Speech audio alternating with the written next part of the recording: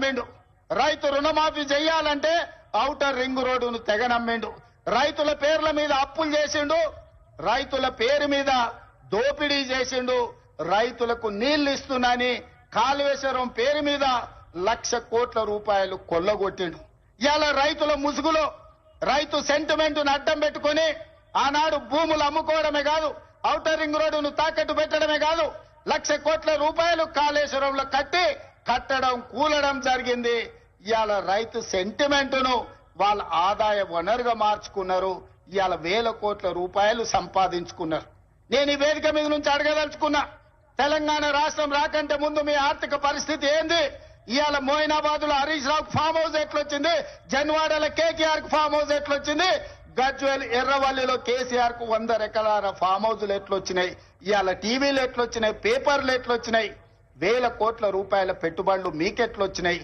మరి మీరేమో 1,000 కోట్ల రూపాయల అధిపతులుగా మారిండ్రు, మీరు ఐశ్వర్యవంతులైనరు. రాష్ట్రం ఎందుకు దివాలా తీసింది? రాష్ట్రానికి 8 లక్షల కోట్ల రూపాయలు అప్పెట్లొచ్చిందని నేను అడుగుతున్నా. 10 ఏళ్లల్లా ఆగర్భ శ్రీమంతులు మీరైనరు. అమీర్లలాగా నిజాం నవాబుల కంటే ధనవంతులుగా మీరు మారినరు. దేశంలోనే ధనిక రాష్ట్రమైన తెలంగాణ ఇవాళ దివాలా తీసింది. చివరికి 1,00,000 రూపాయల రుణమాఫీ చేస్తాన్న మీరు 4 విడతలు అన్నారు. అసలు మీరన్నారు మిత్తి మీరే కడతా అన్నారు. అసలు లేదు మిత్తి లేదు. ఇవాళ రైతులను దివాలా తీపించిన పరిస్థితి మీది. అక్కడి నుంచి ఒక్కొక్కటిగా సరిదిద్దుకుంటూ ఇవాళ నేను చెప్పదలుచుకున్నా. ఇవాళ విద్యార్థులారా మీరు గుర్తు చేసుకోండి, మీ పాఠశాలలు మూసేసే పరిస్థితి. వేలాది పాఠశాలలు మూపించండు. ప్రభుత్వం నోటిఫికేషన్లు ఇవ్వలే. ఉద్యోగాల నోటిఫికేషన్ల కోసం ఇందిరా పార్క్ దగ్గర, లేకపోతే అశోక్ నగర్ చౌరస్తా దగ్గర, దిల్సుఖ్ నగర్ చౌరస్తా దగ్గర, అమీర్పేట్ చౌరస్తా దగ్గర వేలాది మంది విద్యార్థుల నిరసన కార్యక్రమాలు ఆనాడు ఉద్యోగాల కోసం చేశారు.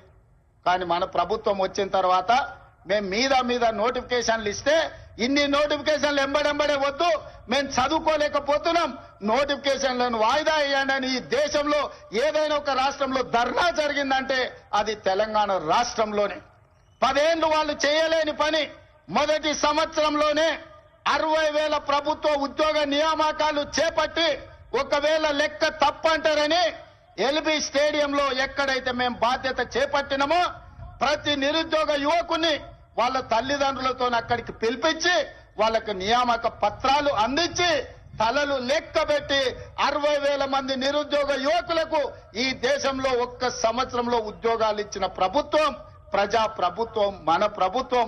నేను ధైర్యంగా చెబుతున్నా, లెక్క పెట్టుకుంటా అంటే తారీఖు చెప్పు, 60,000 మందిని లైన్ గా ఇదే సచివాలయం ముందల నిలబెట్టి ప్రతి తల లెక్క కట్టి 60,000 ఉద్యోగాలు ఇచ్చినట్టు నేను నిరూపిస్తా. చంద్రశేఖర్ రావు, 10 ఏళ్లలో నువ్వు ఎన్ని ఇచ్చినావో ప్రజలకు ఒక్కసారి సమాధానం చెప్పు అని నేను అడుగుతున్నా.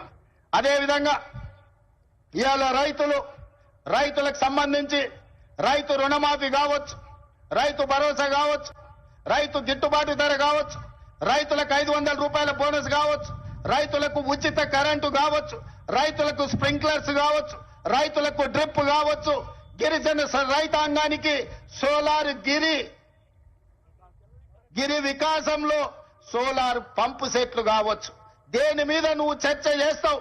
వీటన్నిటిని కలిపి ఈ రోజు సివిల్ సప్లైస్ కార్పొరేషన్ నుంచి రైతులు పండించిన పంటను కొనుగోలు విషయంలో కావచ్చు, 18 నెలల్లో 1,04,000 కోట్ల రూపాయలు కేవలం రైతుల మీదనే ఖర్చు పెట్టిన రైతు ప్రభుత్వం, రైతు రాజ్యం, రైతును రాజును చేసిన రాజ్యం మాది, వ్యవసాయాన్ని పండుగ చేసిన ప్రజా పాలన మాది. చర్చ చేయడానికి నువ్వు సిద్ధంగా ఉన్నవా చంద్రశేఖర్ రావు గారు అని నేను అడుగుతూ నీ వేదిక మీద నుంచి. మీరు కాళేశ్వరం ముసుగులో 1,00,000 కోట్ల రూపాయలు మీరు కొల్లగొడితే 18 నెలల 1,04,000 కోట్ల రూపాయలు రైతాంగానికి అందించి రైతులను ఆదుకున్న చరిత్ర మాది.